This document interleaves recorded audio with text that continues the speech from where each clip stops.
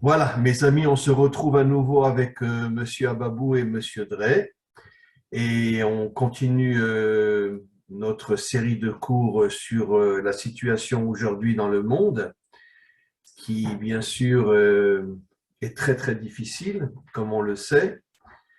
Et je voulais juste faire une toute petite présentation et après je cède la parole à nos amis.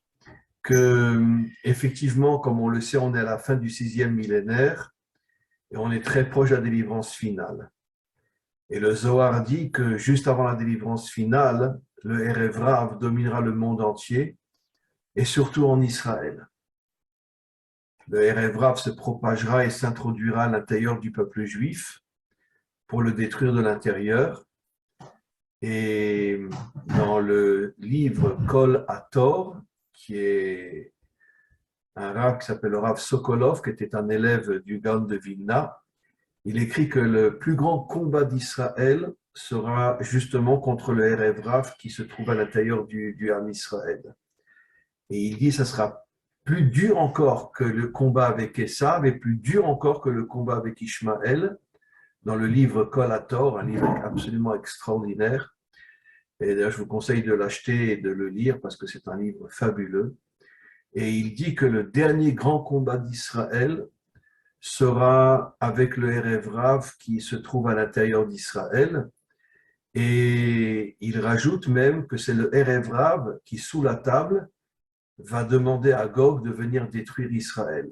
Ça veut dire que c'est le Erev Rav qui se trouve en nous, qui va faire un lien avec Gog pour le faire venir et attaquer Israël.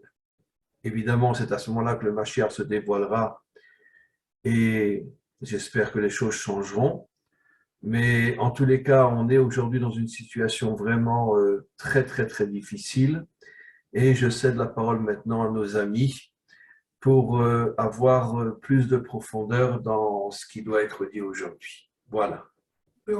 Chaim, bonjour, bonsoir. D'abord, je voudrais préciser quelque chose de très important. Le Zohar dit 73 ans. Le Erev Rav régnera en Israël pendant 73 ans. Et le chiffre 73 est très très important. C'est tout simplement un code, évidemment. C'est-à-dire que nous sommes arrivés maintenant à la fin des 73 ans. Nous rentrons dans la 74e année. On rentre dans la 74e année maintenant? Oui. Donc, si vous voulez, les événements vont s'accélérer. Le Erev Rav et l'ensemble des puissances qui sont ennemies d'Israël, qui nous ont pénétrés complètement, vont être progressivement démasqués. Et ça, c'est le travail, si vous voulez, de ce qu'on appelle le Mashiach.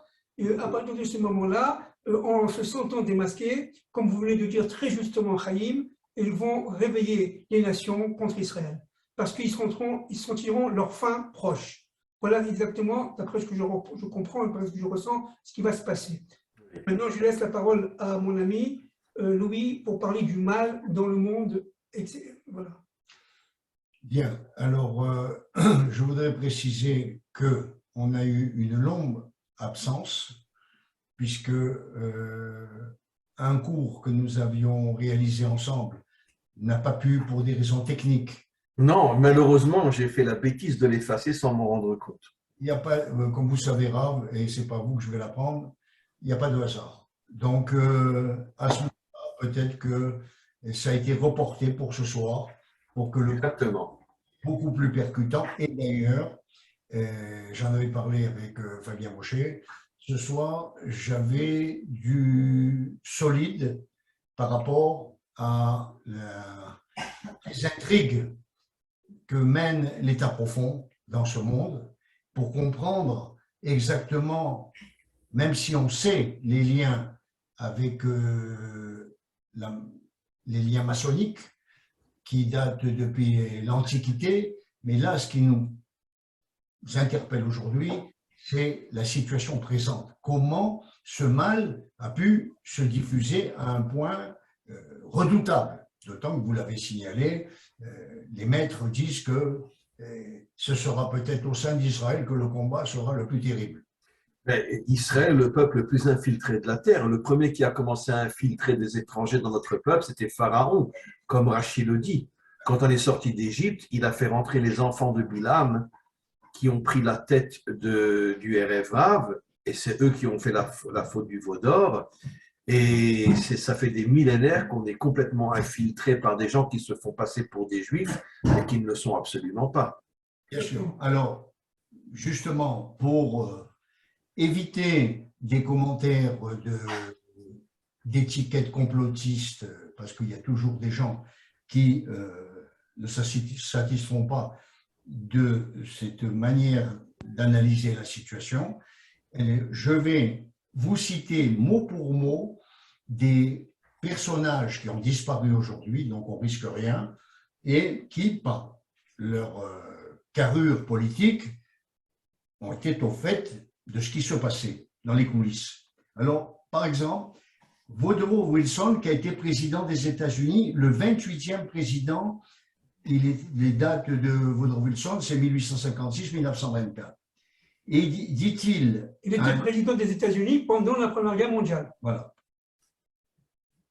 La première. La Première Guerre mondiale. La première. Oui, oui. Alors, il s'adresse à un ami qui s'appelle Coningsby. Il lui dit, voyez donc, mon cher Coningsby, que le monde est gouverné par des personnages très différents de ce qu'imaginent ceux qui ne sont pas dans les coulisses du pouvoir. Déjà. Et si on remonte un peu avant, on a un personnage que vous connaissez, Benjamin Disraeli, en Angleterre. Et c'était, alors là, c'est vraiment, c'est un substrat que je vais vous dire. L'avènement de la révolution industrielle, dit-il, l'invention du système bancaire basé sur l'autre et les avancées scientifiques et technologiques au cours des 3 derniers siècles ont eu pour conséquence majeure. Ils ont rendu possible l'incroyable concentration des richesses entre quelques mains. On parle de 1800, il y a 2 siècles. 1820 à peu près. 1820. Et qui ont construit et qui ont conduit à la construction d'armes de plus en plus meurtrières jusqu'aux armes de destruction massive, 2 siècles avant notre période actuelle. Vous rentrez, Chaim, vous vous rendez compte, en 1820, on parle d'armes de destruction massive. Alors, ils ont permis de façonner l'esprit de vastes populations par l'application de techniques scientifiques à travers des médias et du contrôle du système éducatif.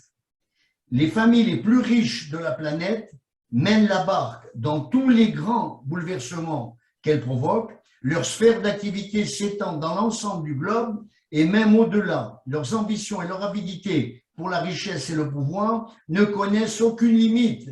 Et pour elles, la majeure partie de l'humanité est un déchet humain. Leurs objectifs est également de dépeupler l'humanité. Il y a 200 ans. Hein. Benjamin Disraeli. Un juif? Oui. Oui. Oui, oui, Il oui, est oui. d'origine juive. Oui, absolument. Mais il parle contre le complot ou il est avec? Contre le complot. Ah oui. Contre le complot. Donc, vous avez plus proche de nous un Winston Churchill qui a fini par être ennuyé par tout cela. On parle des années 1920, de l'époque de Spartacus, qui était Adam Weishaupt, c'était son nom dans les loges Illuminati, à celle de Karl Marx. Un instant, Spartacus faisait partie des Illuminati? Non. Le nom de Adam Weishaupt, c'est un surnom. Il faut que vous sachiez que c'était un procédé que même Theodor Herzl, à un moment donné, avant le cheminement qu'il avait fait et cette révélation qu'il avait eue pendant l'affaire Dreyfus, il était dans des cercles tentant de se faire admettre par les étudiants autrichiens. Dieu sait si l'antisémitisme était fort en Autriche. Et il avait un nom. Il s'appelait Tancred. Les chevaliers qui allaient pour délivrer Jérusalem. Tancred. Vous voyez un petit peu où il était. Et le basculement. Bien. Alors, Spartacus Weishaupt, puisque c'est son nom. Spartacus est un surnom. Hein. C'est un surnom. À celle de Karl Marx, en passant par Trotsky et Rosa Rosenblum et compagnie. Mais Trotsky il faisait partie des Illuminati, des francs-maçons, Trotsky? Il a été, quand je vous l'ai révélé cours précédent, dans ce dévoilement de cette mainmise pour contrôler les révolutions. Il a été en poste aux États-Unis, formé avec des hommes de milice pour être envoyé vers la Russie. Vous savez très bien que pour actionner des révolutions, il faut des agitateurs. Donc, ce fut un grand agitateur, et je vous avais dit dans une précédente vidéo la preuve que c'était une immense conspiration menée par la finance américaine, c'est que la Russie a versé 600 millions de roubles or. C'était pas du top, c'est de l'or, c'est pas des dollars qui valent rien, c'est de l'or, vers les États-Unis entre 1918 et 1920, c'est-à-dire au tout début de la Révolution. C'est-à-dire ils ont opéré de la même manière qu'ils ont opéré avec les banques centrales en Europe, ils ont vidé leurs coffres. Voilà. C'est-à-dire le plus grand braquage qu'on puisse imaginer. Oui, je voudrais là insister sur un point que Louis a soulevé, qui est très très important. Il faut savoir que la plupart des pays européens à l'époque, avant les années 30, étaient des pays qui étaient porteurs d'or, c'est-à-dire que nous étions dans le gold standard, c'est-à-dire la libre convertibilité hors des monnaies. D'accord? À partir de ce moment-là, les monnaies avaient une contrepartie.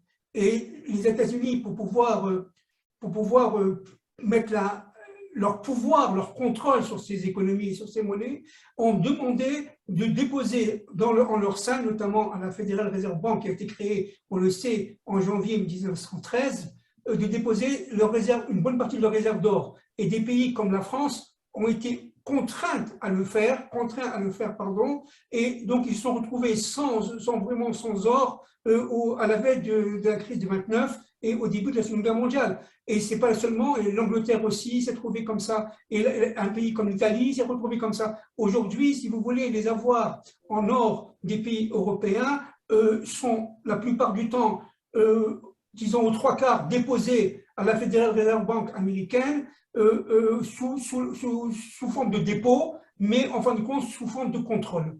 Et donc, ce qui est très important de comprendre, c'est que cette manne de dépôt or aux États-Unis a permis au dollar de se développer et de devenir une monnaie centrale internationale, une monnaie de réserve internationale. Et à partir des accords de Bretton Woods, n'est-ce pas, jusqu'en 1971, les Américains ont réussi, grâce au stock d'or, qui n'était pas forcément américain, qui était beaucoup brésiliens, italiens, français, anglais, ont réussi à maintenir une parité relativement fixe de à peu près 0,75%, si je me souviens bien, jusqu'en 1971. En 1971, le président Richard Nixon, après une crise inflationniste extrêmement sérieuse, extrêmement grave dans les années 69-70, a été obligé de changer d'abord son secrétaire d'État au Trésor et son président de la Fed. Il a mis un ami intime qui était M. Burns, et là, le président Nixon se permettait de donner des ordres à la Federal Reserve Bank au niveau de la politique monétaire, mais pas au niveau de la création monétaire. Et à partir des années 71, il y a eu, si vous voulez, une sorte de décantation de la monnaie. La monnaie a commencé à évoluer en haut et en bas, selon des marges de fluctuation extrêmement élargies. Aujourd'hui, évidemment, la monnaie évolue à la hausse ou à la baisse, absolument sans aucun contrôle, en fonction directe du marché, mais d'un marché qui est complètement surchauffé et complètement contrôlé par certaines personnes, et notamment par certains milieux financiers. De toute façon, cette manipulation sur le papier-monnaie par rapport à la valeur contrepartie dollar, il faut le savoir, c'est que déjà, même avant la création de la Fed en 1913, qui était la grande institution qui a manipulé énormément de choses dans le monde et qui en fait avait les leviers économiques sur la finance mondiale, eh bien, les premières émissions de dollars papier n'avaient qu'en contrepartie que 20% de la valeur or, qui avant, eh bien, les transactions se faisaient à valeur égale par rapport à l'or. Donc, on a commencé jusqu'à la fin du système qu'il vient d'évoquer, l'année 71, la déconnexion entre le dollar et l'or, où là, ça valait plus rien du tout. Et là, on est rentré dans une phase de l'histoire économique qui, en fin de compte, explique la catastrophe dans laquelle nous nous trouvons, c'est que c'est le serpent monétaire. Les marges de fluctuation dont il parlait, Giscard d'Estaing venait s'asseoir à la cheminée le soir pour expliquer aux Français les fluctuations qui étaient possibles, c'est-à-dire, en fin de compte, il appelait ça le serpent monétaire. Oui, mais les marges de fluctuation qui à l'époque étaient relativement fixes, ils étaient à peu près à 1,5%, d'abord un 25, après 1,5, ont été élargies à partir des années 76, notamment les accords de Jamaïque, 1979. À partir de ce moment-là, c'est devenu de moins en moins contrôlable. Nous sommes quand même il y a plus de 40 ans. Alors imaginez-vous aujourd'hui, Chaim, hein, nous sommes il y a plus de 40 ans. Hein, d'accord, le SME, le système monétaire européen, a été créé dans les années 79 et à partir de ce moment-là, avec une monnaie qui n'était pas une monnaie qui s'appelait l'écu, l'européenne currency unit, c'était une valeur de transaction interbanque centrale qui était, si vous voulez, l'essence de l'euro.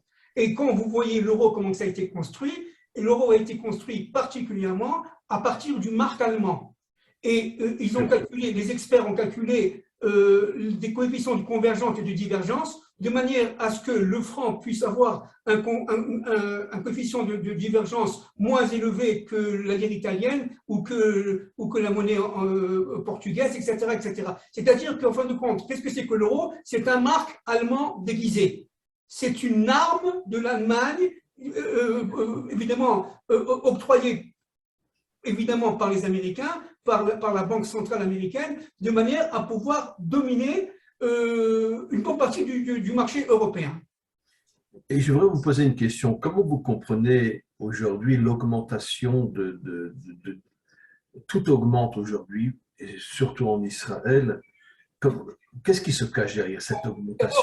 Alors, c'est une très bonne question. D'abord, il faut comprendre que l'inflation, elle n'est pas conjoncturelle. C'est-à-dire, elle n'est pas due forcément, certainement pas d'ailleurs, à l'Ukraine ou ce qui se passait avec le Covid, avec le virus. C'est une inflation qui était sous-jacente, qui était cachée. C'est une inflation, ce qu'on appelle une inflation rampante. Et cette inflation rampante, elle existe depuis au moins 40 ans. Mais le problème, elle prenait forme et elle se voyait dans certains secteurs. C'est ce qu'on appelait, c'est ce que l'économiste appelle l'inflation sectorielle. Il y avait des inflations sectorielles très importantes, notamment par exemple dans l'immobilier, par exemple dans l'armement, par exemple dans le pétrole. Le pétrole pouvait atteindre des fois $100 le baril, etc., pour redescendre après. C'est-à-dire qu'il y avait, si vous voulez, un jeu inflationniste, une sorte de surchauffe de l'économie qui a été plus ou moins contrôlée, aujourd'hui de moins en moins contrôlée, mais qui n'a rien à voir en fait avec ce qui se passe en Ukraine ou ce qui se passe avec le corona. Alors, quelle est la raison réelle de cette augmentation dans le monde entier? La raison réelle, c'est tout simplement d'appauvrir d'appauvrir les peuples. C'est-à-dire de diminuer le pouvoir d'achat. Le pouvoir d'achat, c'est un rapport entre le revenu et les prix. Vous voyez, si les prix montent et le revenu est constant, alors automatiquement le pouvoir d'achat, la capacité d'achat est très très amoindrie. Maintenant, il y a de nombreux types d'inflation. Il y a ce qu'on appelle l'inflation par la demande, il y a l'inflation par l'offre, il y a l'inflation importée, il y a l'inflation financière, il y a l'inflation galopante. Il y a de très nombreux types d'inflation. L'inflation, qu'est-ce que c'est? C'est comme un cancer, vous voyez? Ça commence tout petit, mais si on ne fait pas attention, parce qu'on a intérêt à ce qu'il y ait l'inflation, et les États ont intérêt à ce qu'il y ait de l'inflation aujourd'hui, parce qu'évidemment, quand il y a de l'inflation, la dette baisse. La dette baisse. Elle est reniée par le fait que la valeur marchande de la monnaie baisse. Il y a une sorte de dévalorisation monétaire. Et à partir de ce moment-là, les grands gagnants, ce sont, si vous voulez, les créditeurs. Les créditeurs, parce qu'évidemment, ceux qui ont des dettes sont encore de plus en plus endettés, mais pour finir, n'est-ce pas, sont de plus en plus endettés. C'est pour ça qu'il faut augmenter les taux d'intérêt. De manière, en augmentant les taux d'intérêt, eh bien, on va permettre à la demande d'être amoindrie pour lutter contre cette fameuse inflation par la demande. C'est pour ça que nous voyons ici, aujourd'hui, Chaim, une sorte d'augmentation des taux d'intérêt, mais c'est extrêmement dangereux parce qu'en augmentant les taux d'intérêt, on endette les ménages, on endette les consommateurs, mais aussi mais aussi, et peut-être même surtout, on crée un système de panique au niveau, par exemple, boursier, etc., qui fait que la confiance s'amoindrit et se sclérose. Et à partir de ce moment-là, on va vers une crise, une crise structurelle de type, non pas déflation, mais c'est encore plus grave que déflation, c'est une sorte d'implosion de l'économie, parce que tout simplement, les tensions sont tellement fortes. Vous voyez, il y a un emballement et à partir de ce moment-là, les tensions sont tellement fortes que cela peut faire tout simplement une dépression, un effondrement de tout le système économique parce que les équilibres ne tiennent plus. Voilà, en un mot, hein, je suis… Voilà. Et vous, Monsieur Drey, comment vous voyez le phénomène de cette augmentation des prix partout dans le monde? De toute façon, ça remonte à un cours précédent et j'avais expliqué que la doctrine secrète économique des États-Unis était résumée par la formule de John Adams qui avait dit en son temps, dans les années 1800, il était président des États-Unis, nous dominerons le monde par la dette ou par l'épée. Or, on arrive à la situation d'aujourd'hui où, depuis 40 ans, peut-être même 50, puisque c'est dès la désindexation du dollar, on a émis, dans le monde de la fausse monnaie. Si vous, par exemple, en tant qu'individu citoyen, vous alliez faire vos courses depuis 50 ans avec des chèques en bois, il y a longtemps que vous seriez en prison. Donc, ça n'a pas été possible parce que l'organisme émetteur de ces monnaies, c'était les États-Unis. C'était la Fédérale Réserve, puisque ça a coûté la vie au président Kennedy d'avoir envisagé de reprendre le contrôle de la monnaie à la Fed, qui est dirigée par un conseil de 12 banques internationales, et ils se sont dit, ça, c'est notre fin, parce que, comme disait à l'époque un très très grand financier, donnez-moi la monnaie et je dirigerai le monde. Et c'est donc le dollar. Donc, en fin de compte… Ce qui veut dire que Kennedy a été assassiné parce qu'il voulait reprendre des choses en main. C'est une des vraies raisons. C'est une des vraies raisons. Alors maintenant, sur l'inflation qui appauvrit les ménages, c'est la résultante les économistes le savent et crient gare à cette pratique de produire de la fausse monnaie, puisque un jour, le diable vient redemander son dû. Et c'est ce qui arrive. Alors, comme la formule de John Adams, c'était la dette ou l'épée, aujourd'hui, la capacité de produire de cette fausse monnaie est arrivée à son expansion maximum. Il est plus possible, par rapport à tous les ratios économiques de l'économie, d'en produire plus. L'Amérique a une dette qu'elle ne remboursera jamais. Les États européens se sont lancés également avec l'euro et la Banque européenne à produire pour soutenir leurs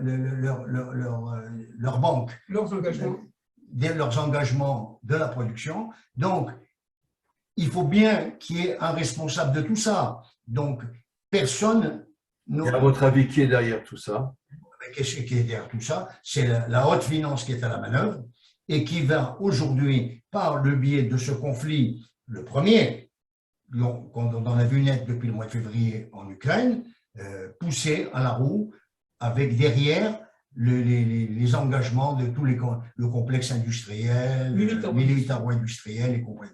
Il y a une collusion entre haute finance et là. Alors, le problème, c'est qu'on est en train de jouer avec le feu et ce qui est en train de se passer là-bas peut échapper aux dirigeants, glisser vers un conflit d'une dimension que j'ose pas même imaginer. Les chrétiens parlent de l'apocalypse, ça pourrait être apocalyptique, comme on dit. Ça pourrait être apocalyptique. Et j'ai une autre question. Comment vous comprenez, bon, c'est une question un petit peu différente, mais je pense qu'elle est liée à tout ce qu'on dit. Comment vous comprenez que Benjamin Netanyahou est revenu au pouvoir? Comment vous le comprenez? Je pense que d'abord, il y a une poussée du peuple pour démasquer les forces qui ont mené le pays à la situation où on est et qui sont dirigées, vous l'avez évoqué, par Erev Rav. Mais moi j'appellerais ça, il n'y a pas de logique politique, c'est la main de Dieu dans l'histoire. Maintenant, il est certain qu'il faut être naïf pour penser que Bibi est arrivé, qu'avec une baguette magique, il va transformer la situation. Non, le premier rapport difficile qu'il va avoir d'abord, c'est une alchimie d'ailleurs de nommer ce gouvernement qu'il a là, parce qu'il est surveillé de très très près par les États-Unis. Et les Américains disent que si Ben Gvir arrive au gouvernement, s'il est ministre, il casse les liens avec Israël. Absolument. Il dévoile exactement une chose fondamentale, c'est qu'Israël n'a plus de souveraineté depuis longtemps, depuis la guerre des 6 jours, où les avions cargo américains ont déversé leur armement ici. Ils se sont alignés sur l'Amérique et de toute façon, vous le savez, on ne peut pas évoquer ça parce qu'il y a des limites du langage. L'affaire d'Oslo et le meurtre de Rabin, on pourra en parler. On sait très bien qui est derrière. Voilà, voilà. Donc, Shalom Travers, très peu pour moi. D'accord? Donc, c'est ce qu'on appelle la haute politique. Israël est devenu un vassal des États-Unis depuis cette période-là. Et d'ailleurs, on en avait parlé avec Fabien, dans la doctrine des rites écossais, du grand maître dont la statue est à Washington, c'est Albert Picq, 33e degré. C'était un homme fabuleux, paraît-il, parlant 10 langues couramment, quelque chose d'unique. Il avait dit, le plan, c'est l'inverse du plan de Dieu. Parce que le Chafetz Chaim avait dit, il y aura 3 guerres mondes, 3 phases de Gog et Magog. Lui avait dit, 100 ans avant, nous provoquerons 3 guerres. Effectivement, la Fed, vous le savez bien, elle a provoqué la guerre 14-18 en faisant combattre les Allemands là et en fin de compte en finançant les deux en même temps. Et la Deuxième Guerre mondiale, vous savez qui a fait monter Hitler au pouvoir. La troisième, Albert Picq avait dit, nous ferons combattre, et c'est la réalité d'aujourd'hui, le sionisme et l'islam. C'est-à-dire qu'avec une vision pareille, il était impossible d'instaurer une paix, la paix des braves au Moyen-Orient. C'est ça. Or, aujourd'hui, vous me posiez la question, comment on est surveillé, observé? C'est qu'une reprise en main de la souveraineté israélienne sur sa terre, c'est pas évident. Mais il y a la main de Dieu. C'est pour ça qu'on peut dire qu'on est toujours en exil, même si on est sur notre terre, on est toujours dépendant finalement des nations, surtout les Américains. Dans le sens que de l'inspiration du peuple juif depuis des siècles à sa rédemption sur sa terre, eh bien, c'est ce que vous avez expliqué dans la statue de Daniel, et vous avez dit que la dernière partie, c'est évidemment les 2000 ans que Édom domine Israël, mais au bout de la chaussure, vous aviez dit, il y a un Spitz. Alors ce Spitz, c'est l'intervention d'Israël, d'Ishmaël qui a une collusion avec Édom. Mais c'est une brique qui est relativement rapide, à notre égard, à notre niveau, c'est long. Mais à l'échelle de l'histoire, 73-74 ans, c'est rien du tout. Alors, on vient de boucler, et c'est des grands maîtres qui ont dit, ce sera la souveraineté des rêves rares pendant 73 ans, en collusion avec Ishmaël, et les portes de la rédemption s'ouvriront après. Alors, effectivement, moi, la rédemption d'Israël ne passera pas par son cas personnel, ça passera par un changement mondial. Et malheureusement, les rites écossais d'Albert Picq avaient pensé qu'ils provoqueraient une guerre entre le sionisme et l'islam. Eh bien non, ça sera ce qui est écrit dans le Zohar, c'est-à-dire que ce sera Édom qui combattra l'islam. Mais quel islam? Vous le savez, c'est l'islam chiite, puisque l'islam sunnite est en phase aujourd'hui. Le Talmud dit clairement que la guerre de Gog, c'est l'union entre les Occidentaux, pour moi c'est les Américains, avec la Perse, donc les Iraniens. C'est marqué au tout début de Maseret Avodah Zarah. Nous en avons la preuve par 9 aujourd'hui, dans la mesure où Poutine a eu besoin de l'armement iranien et qui s'est créé aujourd'hui un axe entre Moscou et Téhéran. Donc, jusqu'où ça va aller? Dernièrement, nous venons d'apprendre que l'Iran est prêt à livrer des missiles balistiques également, que des officiers iraniens sont sur le terrain en Ukraine. Donc, compte tenu que la Corée du Nord est sur les rangs également pour fournir, c'est tout un axe, on va dire l'axe du mal. Mais pour l'empire des Dômes, qui sont les États-Unis avec ce qui a été leur puissance, le dollar, c'est pas ça l'enjeu majeur. L'enjeu majeur pour eux, ça c'est le plat c'est le hors-d'œuvre, c'est la Chine.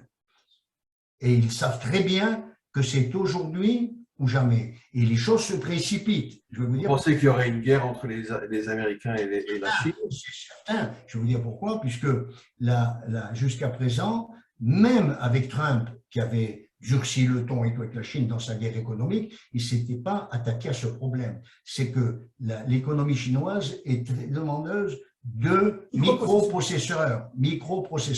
Or, il vient de donner des instructions aux firmes américaines d'une interdiction totale d'exportation de microprocesseurs sur la Chine. Alors, dans un contexte comme ça, sachant qu'il y a une demande en Chine des industriels, il ne reste plus qu'une source pour s'approvisionner. C'est Taïwan. Mais maintenant… Taïwan produit 70% de la population du monde entier. Hein. Mais maintenant, le timing, il se resserre encore plus. Je vais vous dire pourquoi. Parce que Biden a demandé à démanteler les usines qui produisent le microprocesseur à Taïwan. Donc, les Chinois ne vont pas attendre le démantèlement des usines si ça doit être leur seule source d'approvisionnement. Donc, on risque aujourd'hui, le grand dirigeant chinois, Jinping, là, il a demandé aujourd'hui au comité central, s'adressant à l'armée, préparez-vous à la guerre. Ah, aujourd'hui, il a dit ça? Il y a 2-3 jours. Ah oui? Préparez-vous à la guerre.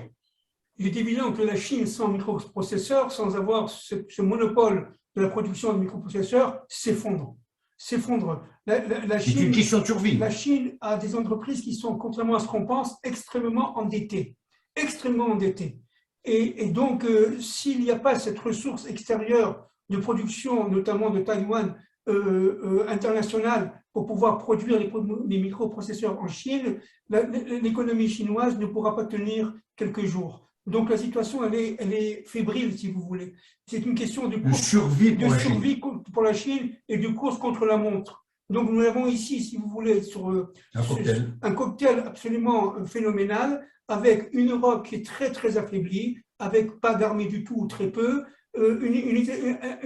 très endettée, des États-Unis extrêmement endettés, avec un dollar qui tient grâce à la confiance, mais le jour où la confiance n'est plus, le dollar n'est plus, n'oublions pas que la valeur numérique du dollar, c'est 240, qui est la même valeur numérique qu'à Malek. Donc, à partir de ce moment-là, n'est-ce pas, si le dollar s'effondre, le marché financier s'effondre, et à partir de ce moment-là, tous les sociétés de placement et de crédit dans le monde entier risquent d'en subir les conséquences, notamment au niveau des retraites et des plans d'épargne. Donc la situation, elle est, si vous voulez, sans être jusqu'au boutiste, elle est quand même assez grave, pour ne pas dire très grave. Aujourd'hui, et notamment avec ces tensions internationales, l'Ukraine, selon moi, ce n'est qu'un écran, ce n'est qu'une vitrine.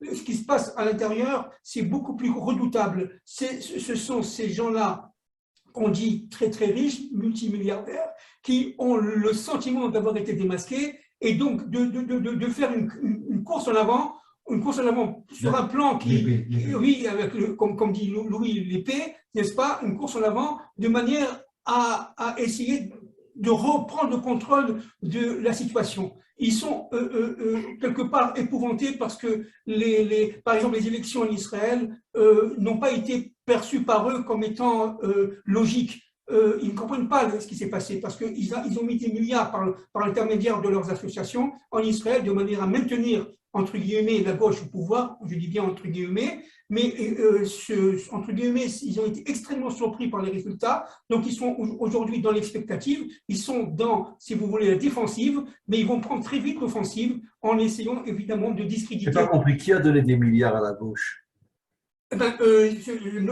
C'est financier, etc., de manière à affaiblir Israël de l'intérieur. il est évident qu'Israël est truffé d'associations dites humanitaires, etc., démocratiques, tout ce que vous voulez, mais malheureusement, cet argent-là vient de ces sources-là. Une cinquième colonne. Une sorte de cinquième colonne qui a été construite, y compris les ennemis qu'on appelle aujourd'hui palestiniens, qui sont financés largement par l'Europe, mais aussi par les États-Unis, d'une manière plus ou moins secrète, et qui ont les moyens de leurs moyens, si vous voulez, d'avancer dans un plan qui est un plan qui les dépasse complètement. Donc nous sommes là, si vous voulez, dans une course contre la montre, non seulement en Israël, mais dans le monde entier, qui fait que les fils de la lumière contre les fils des ténèbres, qui fait que véritablement Dieu ne peut qu'intervenir, parce que s'il n'intervient pas, on va, si vous voulez, devant un mur. On est devant un mur, Chaim. Rav, on est devant un mur.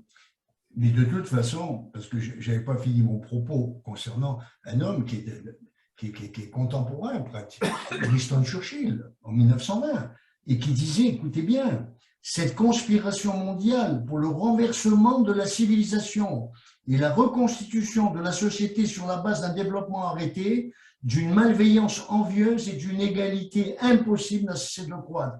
Elle a joué un rôle tout à fait reconnaissable dans la tragédie de la Révolution française. C'est ce qu'on avait dit avec Adam Weishaupt et compagnie. Bien sûr. Les Jacobins, c'était les alliés de ce mouvement Illuminati qui était déjà un tremplin pour la Révolution américaine. Elle a été le ressort de tous les mouvements subversifs au cours du 19e siècle et maintenant, et enfin cette bande de personnalités extraordinaires issues des bas-fonds des grandes villes d'Europe, d'Amérique, a saisi le peuple par les cheveux et est devenu pratiquement les maîtres incontestés d'un énorme empire. C'est ça. Donc, c'est en fin de compte une hydre qui s'est développée pendant 240 ans. Et aujourd'hui, je vous ai dit, le diable vient réclamer son dû, mais ce n'est pas le diable aujourd'hui qui vient réclamer son dû, c'est Hachem qui vient réclamer son dû. Parce qu'en fin de compte, on est arrivé à une situation où le plan de l'univers, il est complètement perverti. Un homme, il était dit qu'un homme, au temps du Mashiach, qui parlerait vrai, on le prendrait pour un fou. Et on est dans cette situation. Vous êtes en société, hier, ça m'est arrivé. Et même parmi... Le Talmud dit que juste avant la délivrance finale, c'est à la fin de Masechet Sanhedrin, que la vérité disparaîtra complètement. Bien sûr. Rav, permettez-moi, je ne lui dirai pas tout, mais quelques-uns pour vous. Vous voyez, j'ai eu ce document secrètement. Voici donc la manière détaillée par laquelle nous posséderons d'ici 1998 pour paver la route à la naissance de notre gouvernement mondial. Décupler la société des loisirs qui nous est profitable en nous servant de l'invention de la vidéo que nous avons financée et des jeux qui lui sont attachés. Finissons par pervertir la morale de la jeunesse. Ben, toute la jeunesse est devant son téléphone aujourd'hui. Hein. Être possédé par ses sens est esclave de ceux-ci, nous le savons. Encourager les contestations étudiantes pour toutes les causes rattachées à l'écologie. La protection obligatoire de cette dernière sera un atout majeur le jour où nous aurons poussé les États-nations à échanger leur dette intérieure contre la perte de 33% de leur territoire. Comblons le vide intérieur de cette jeunesse en l'initiant dès son tout jeune âge à l'univers des ordinateurs. Utilisons pour cela son système d'éducation, un esclave au service d'un autre esclave. Bien sûr. Voilà, c'est le plan. Il y a tous les points. Et sur un autre plan, établissons le libre-échange international comme étant une priorité absolue pour la survie économique des États-nations. Cette nouvelle conception économique nous aidera à accélérer le déclin des nationalistes de toutes les nations. Alors, comment vous voulez qu'ils acceptent un Netanyahou ici? À les isoler en fractions diverses et au moment voulu, à les opposer farouchement les uns contre les autres dans des guerres intestines. C'est la situation, nous sommes en situation d'une guerre civile qui ne dit pas son nom. Idéologiquement, on n'est pas arrivé encore à la violence, mais ça pourrait déboucher là-dessus. Pour nous assurer à tout prix de la réussite d'une telle entreprise, faisons en sorte que nos agents, déjà infiltrés dans les ministères des Affaires étrangères, gouvernementales et de l'émigration des États-nations, fassent modifier en profondeur les lois de tous les ministères. D'où l'immigration sauvage, d'où l'immigration galopante. Eh bien voilà, la réponse à Fabien. Ces modifications viseront essentiellement à ouvrir les ports des pays occidentaux à une immigration de plus en plus massive à l'intérieur de leurs frontières, une immigration que nous aurons d'ailleurs provoquée et ayant pris soin de faire éclater ici et là de nouveaux conflits locaux. Par des campagnes de presse bien orchestrées dans l'opinion publique des États-nations, ciblées, nous provoquerons chez celles-ci un afflux important de réfugiés qui aura pour effet de les déstabiliser au niveau économique et au niveau intérieur et de faire augmenter les tensions raciales au sein de leur territoire. Et voilà, c'est tout le plan qu'on a vécu ces dernières années et qui ont conduit ce qu'on appelait les belles démocraties à un effondrement total. Puisque ces dernières années, quand on avait le malheur de commencer une dialectique qui était différente du politiquement correct, eh bien, on disait, attends, mais tu parles comme un fasciste, là. On est en démocratie. Mais quelle démocratie? Ces démocraties sont mortes déjà depuis 40 ou 50 ans. Bien sûr. Puisqu'on a des machines à voter. Aux États-Unis, on nous avait annoncé pendant des mois que le Parti démocrate était en perdition. Et voilà que le jour des élections, il reprend la Chambre des représentants. Il manquait un siège pour qu'ils aient la majorité. Comme par hasard, dans la nuit, le siège est arrivé. Quelqu'un a dit, mais oui, aux États-Unis, on dépouille les bulletins 3 jours après et on reçoit encore des bulletins acceptables 3 jours après les élections. Bon, alors c'est du cirque, c'est tout. Et aujourd'hui, si vous voyez qu'il y a un leader républicain qui s'appelle en Floride, Ron DeSantis, il est agréé par les démocrates parce qu'en fin de compte, le gouvernement occulte qui dirige, peu importe si c'est les républicains ou les démocrates, mais il faut que ce soit un républicain clean, c'est-à-dire qui accepte le jeu. On te donne président, mais on continue comme si rien n'était. Par contre, un type comme Trump, là c'est dangereux, parce que là, il faut enlever le système. Et en quoi il est dangereux, Trump? Parce que déjà, il dénonce l'État profond. Ah oui, dans le sens qu'il part en guerre contre tous les complotismes. Bien sûr, bien sûr. Donc, on est, de toute façon, on est aux États-Unis aussi à la croisée des chemins. Ce que les urnes n'exprimeront pas, ce sera la rue qui l'exprimera. Et malheureusement, ça risque d'être dépassé la rue parce que moi, mon sentiment profond, c'est qu'on est à la veille d'un très, très, très grand conflit international, puisque les choses, elles vont s'articuler les unes aux autres à travers 3 grands pôles de conflit. Ça va être le conflit de l'Europe, car l'Ukraine, pour moi, je l'avais dit à Fabien déjà au début, pour moi, c'est la Tchécoslovaquie de 1939.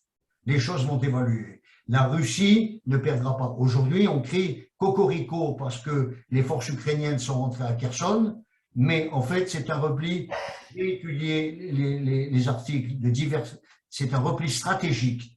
Par contre, ce qu'on ne dit pas dans les médias mainstream, c'est que les forces ukrainiennes ont un mal fou sur la République du Lugansk et des combats terribles se livrent où les pertes de l'armée ukrainienne sont énormes.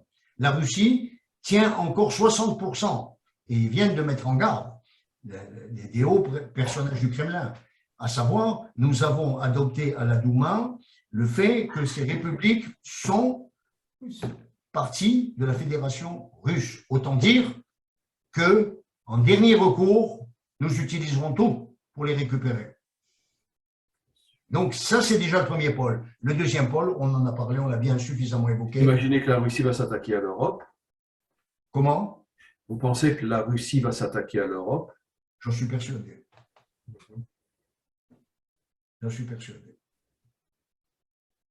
Et d'une certaine manière à Israël aussi, puisque Israël est du côté des Ukrainiens. Oui, puisque depuis que maintenant il y a cet axe avec l'Iran qui s'est créé, la marge de manœuvre israélienne dans la défense est délicate. Parce que, heureusement, moi c'est un des points qui m'a fait souffler quand j'ai vu Bibi, même si je suis un homme de droite, arrive au pouvoir, c'est que j'avais entendu quelques jours avant, nous allons reconsidérer la position d'Israël pour livrer des armes offensives à l'Ukraine. J'ai dit, on fait une chose comme ça, mais on a la Russie sur le dos. Comment elle pourrait agir? Elle pourrait agir avec son levier de l'Iran, et l'Iran avec son bras armé, le Hezbollah, et on a une guerre au Moyen-Orient. Bien sûr, mais c'est évident. Voilà. C'est évident. C'est mon analyse personnelle. C'est le mal qui est arrivé véritablement à sa phase la plus expansive. Alors, une dernière question, mes amis. Oui. Comment vous imaginez que le monde va se réveiller? Comment? Qu'est-ce qui va se passer? Écoutez, d'abord, la désinformation est telle, l'endormissement est tel, est tellement profond que seuls quelques-uns, j'allais dire quelques centaines de milliers, quelques petits millions de personnes vont comprendre. La plupart des êtres sont endormis. Vous savez, le Refetz Chaim, à un moment donné, on lui a dit, mais Rav, mais pourquoi vous êtes tellement triste en ce moment? À la sortie du Shabbat. À la sortie du Shabbat, qu'est-ce qui se passe? Ça fait plusieurs Shabbatots que vous êtes très triste, vous ne voulez pas monter la Torah, etc. Vous embrassez la Torah et vous retournez chez vous. Vous savez, à l'époque, les appartements étaient à l'intérieur de la synagogue pour les rabbinim, bien entendu, pour les grands rabbins, et ils avaient une ou deux pièces à l'extérieur, mais interdite dans la synagogue. Il rentrait chez lui, il ne participait pas à la prière. On lui demandait, mais enfin, Rav, pourquoi? Pardon, qu'est-ce qui se passe? Il a dit comme ça. Il a dit, vous savez, aujourd'hui, à notre siècle, le peuple juif dort. Il dort profondément. Mais juste avant la sortie du Mashiach, des épines, des aiguilles qui rentreront dans leurs yeux, ne suffira pas à les faire réveiller. Ils seront dans le coma, un coma très, très, très puissant, très profond. Et c'est ça. Donc, si on dit comme le Rav Sokolov que la majorité aujourd'hui sont du Erev Rav, on comprend qu'ils ne veulent pas se réveiller puisqu'ils veulent détruire Israël. C'est ça. Absolument. Dans le monde, attends, excuse-moi, je finis. Dans le monde, il y a quand même ces Baruch Hashem, ces lumières qui sont ce qu'on appelle tout le temps l'or Aganouz, cette lumière intérieure qui vient de l'immensité de l'univers, qui vient de Kadosh Baruch Hu, qui est en nous et qui est en train de se réveiller progressivement, mais sûrement, pour répondre à votre question, il y aura certainement un ventre qui va permettre l'accouchement du Mashiach. Cette ventre sera une armée, cette armée j'allais dire, de réserve, qui ne sera pas seulement juive, elle sera universelle, elle sera juive. Rabbi Bar Yochai dit que la majorité des soldats dans l'armée du Mashiach seront des nations. Des nations, c'est exactement. Et elles vont. Bereshit. Absolument, elles vont tout simplement se révolter progressivement parce qu'elles vont comprendre que la situation est très très grave, elle est sans issue. Et à partir de ce moment-là, ils ne risqueront rien parce qu'ils iront tous en même temps et c'est ça qui va provoquer la sortie du Mashiach avec cette voix, etc. dans Internet. C'est ce qu'on pense. Rav, je voulais vous dire une chose par rapport à ma vision qu'on peut qualifier de pessimiste, même si je suis optimiste sur la fin de l'histoire, c'est que, en fin de compte, je livrerai une information à Fabien qui montre qu'il y a une manigance totale à partir de l'état profond pour provoquer ce conflit qui va malheureusement dégénérer. Je vous l'annonce, vous ne le savez pas, l'armée française rentre dans de très grandes manœuvres dans les jours qui viennent et le titre de ces manœuvres, c'est « Conflit à haute intensité ». Ça veut tout dire. Contre la Russie. Comment? Contre la Russie. Bien sûr. Rav, quand j'ai fait mon service militaire dans les années 70, en France, en Allemagne, puisque j'ai été envoyé en Allemagne, je me rappelle comme si c'était hier, le colonel du régiment qui disait « Nous devons nous préparer à être prêts dans les 24 heures contre une attaque des Rouges, la Russie. Et nous avons droit à 50% de pertes dans notre régiment pour donner le temps à l'arrière de monter. » Donc déjà, c'était sur le tapis. Bon, alors, on termine par un petit optimiste Sfarad. De toute Elle est, façon, elle est, elle est- façon, nous allons vers le bien, nous sommes très optimistes, attention, c'est l'accouchement qui est difficile, qui va être douloureux, mais en fin de compte, après cet accouchement, le bébé sera radieux, l'humanité sera radieuse, on arrivera aux équilibres et à l'harmonie universelle, enfin, comme autour d'Adam Arishon avant la faute. Attention, Chaim, il ne faut pas se tromper. C'est l'accouchement qui est difficile. C'est quelques mois, quelques petites années, mais pas plus. À partir de ce moment-là, après ça, ça sera grandiose, absolument grandiose. Donc il faut tenir. De Il toute faut façon, la Torah est une. la gratitude. de toute façon, si on se retourne dans l'histoire, la création d'Israël et le développement de l'État d'Israël tel qu'on l'a connu n'aurait pas été possible s'il n'y avait pas eu les événements que l'on a connus, à savoir que la déclaration de Balfour, qui a été déclarée en 1917, elle est intervenue en plein conflit de la Première Guerre mondiale. Et la deuxième, on sait très bien par quoi ça s'est soldé. L'Holocauste avec 6 millions. Et les survivants venant en Israël de tous les Ashkénazes d'Europe, qui ont entraîné par là même un effet de bascule vers le monde arabe ou qui a rejeté leur population juive. Et donc, toute une dynamique de l'histoire pour voir un État aujourd'hui tel qu'il est. Malheureusement, il n'est pas parfait, mais le bébé sera parfait quand il y aura la troisième phase que Dieu va appliquer. Alors, on peut terminer en rappelant ce proverbe chassidique Yerida letzorer aliyah. On tombe, on tombe, on tombe, on tombe, mais dans le but de se relever. Voilà, c'est ça. De toute façon, Rav, le maître de l'univers ne peut pas, c'est toute votre vie dans la Torah, continuer à supporter les déviances de nos mœurs dans les sociétés occidentales aujourd'hui. Bon, mais j'espère qu'il ne mangera pas un couscous pendant que tout ira mal, parce que. Sans le finir. Surtout Comment si il est accompagné d'un café des fiches. Écoutez, c'était un échange vraiment magnifique. J'ai hâte qu'on reprenne un cours avec Monsieur Drey et Monsieur Ababou. Et c'est vraiment des échanges, vous êtes des personnages vraiment authentiques, des vrais de vrais. Et Des on combattants de la lumière. programme, comment? Des combattants de la lumière. Voilà, et on programme, Aussi, bien, on programme un prochain cours avec Monsieur Drey, d'accord? avec plaisir, les attachés. Voilà. Alors, on essaye de se voir demain pour. De quoi on va parler demain? On va parler de Chaye Sarah. Ah, Chaye Sarah, d'accord, très bien. Alors, je vous souhaite, Refouach Lema. Les fois chez les Oui, merci beaucoup et merci 1 milliard de fois pour ces interventions tellement extraordinaires. Vous êtes des gens extraordinaires et magnifiques. Merci beaucoup. Juste un petit mot avant Oui. de couper. Moi, vous savez, comme la dernière fois, on avait une intervention, on avait eu un appel d'un ami à moi qui s'appelait Youssef. Et je vous ai dit, Oui, ah oui, Youssef. Oui, c'était le prototype de l'homme juif dans une société complètement pervertie qui a gardé son identité et qui, grâce à sa tenue, a permis à l'histoire de s'accomplir telle qu'elle a été. Mais hier soir, nous avons eu une grande fête dans la famille et c'est un symbole pour moi. Je pense qu'un clin d'œil d'adieu. Ma fille aînée a fait 40 ans et nous avons fait une fête à Revava hier soir, à côté d'Ariel, malheureusement, où il y a eu l'attentat aujourd'hui. oui, malheureusement. On a fêté ça, on était une vingtaine de personnes et j'ai dit, c'est un grand cap, 40.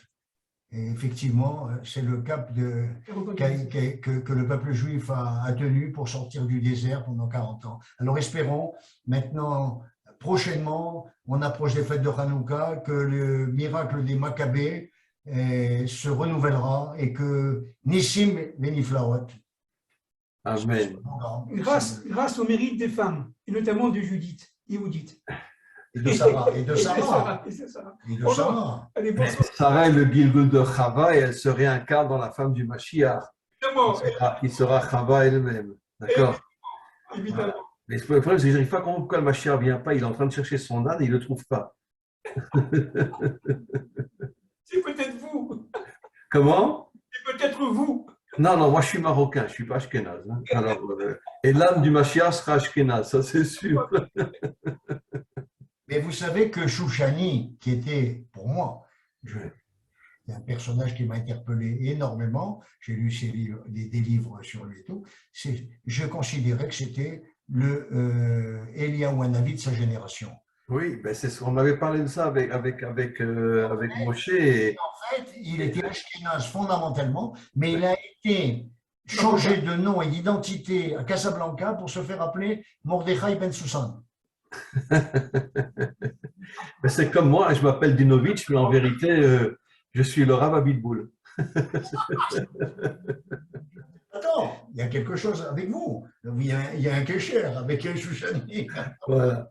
Merci beaucoup, mes amis, et on programme très vite une prochaine rencontre avec Monsieur Drey. D'accord? Bonsoir. Bonsoir. Merci beaucoup et mille fois merci. Portez-vous bien. Merci, merci, merci, merci. Au revoir.